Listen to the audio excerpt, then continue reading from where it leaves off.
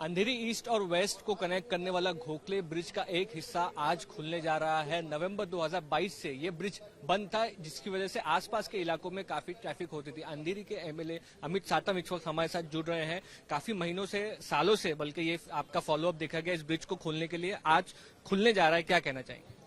नवंबर 2022 में गोखले ब्रिज के railway portion के ऊपर का जो ब्रिज है वो डिलैपिडेटेड होने के कारण उसे बंद किया गया था।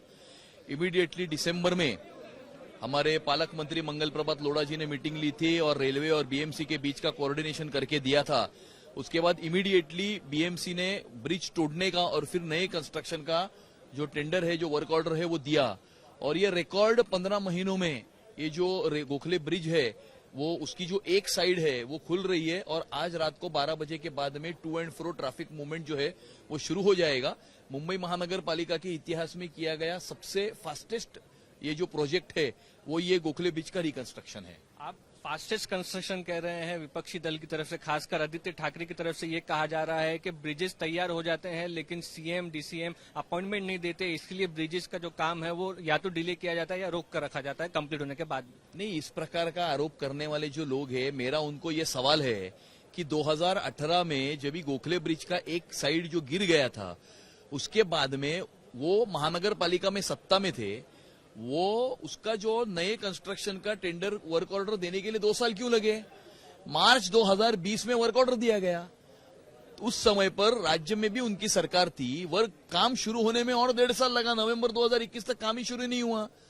तो इसका जवाब वो पहले दे। वो जब भी सत्ता में थे, महापालिका में सत्ता में थे, राज्य में उनकी सरकार थी, उस समय पर उन्होंने इस विषय में कुछ भी नहीं किया। और हमारी सरकार आने के बाद में रिकॉर्ड पीरियड में हमने इस ब्रिज का रिकंस्ट्रक्शन कंप्लीट किया। शायद ये जो बात है वो उन्हें रास नहीं आ रही है और इसीलिए वो इनॉग्रेशन को लेकर इसके ऊपर राजनीति कर रहे हैं, अपना इनकॉम्पिटेंस छुपाने की एक कोशिश कर रहे हैं।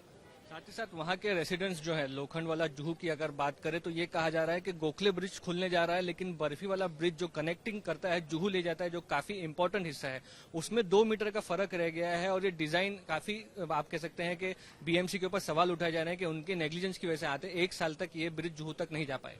ऐसा है कि गोखले ब्रिज का जो पूरा मुद्दा है वो बिट्स एंड पीसेज में हुआ है। रेलवे पोर्शन के ऊपर का ब्रिज बनाने की पहली बात ही नहीं थी। बीएमसी पोर्शन में ब्रिज बनाने की बात थी, इसीलिए बीएमसी पोर्शन में ब्रिज पहले बन गया। रेलवे पोर्शन में ब्रिज कौन बनाएगा, बीएमसी बनाएगी या रेलवे बनाएगी, इसकी बात निकली। फिर उसके बाद रेलवे ने कहा कि रेलवे पोर्शन में भी बीएमसी नहीं बनाना चाहिए।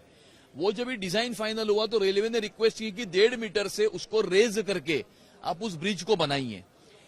रेलवे के स्पेसिफिकेशंस के अनुसार मुंबई महानगर पालिका ने जब भी ब्रिज बनाया तो जो जुहू गली का कनेक्टर है उसमें और नए ब्रिज के बीच में 1 से 1.5 मीटर का अंतर आ गया। ये पूरे इसका कारण ये है कि ये पार्ट एंड पार्सल में किया हुआ काम था और इसीलिए उसमें 2 अलग अलग एजेंसीज उसमें इन्वॉल्व थी, 2 अलग अलग डिपार्टमेंट्स उसमें इन्वॉल्व थे।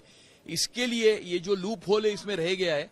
इसके लिए आईआईटी और वीजेटीआई को ऑलरेडी इसके ऊपर स्टडी करने के लिए अपॉइंट किया गया है ताकि ये जो 1.5 मीटर का अंतर है उस अंतर को किस प्रकार से मर्ज किया जाए। वीजेटीआई और आईआईटी के रिपोर्ट के अनुसार जो भी उनके रिकमेंडेशंस होंगे उन रिकमेंडेशंस के अनुसार उसकी कार्रवाई की जाएगी। बिल्कुल, तो आप कह सकते हैं कि गोखले ब्रिज इंपॉर्टेंट ब्रिज है, जो एक हिस्सा आज मुंबई करो के लिए खुलने जा रहा है, लेकिन कहीं ना कहीं ब्रिज को लेकर जो राजनीति है वो भी हो रही है। कैमरा पर्सन समीर शानबाग के साथ मुस्तफा शेख, आज तक।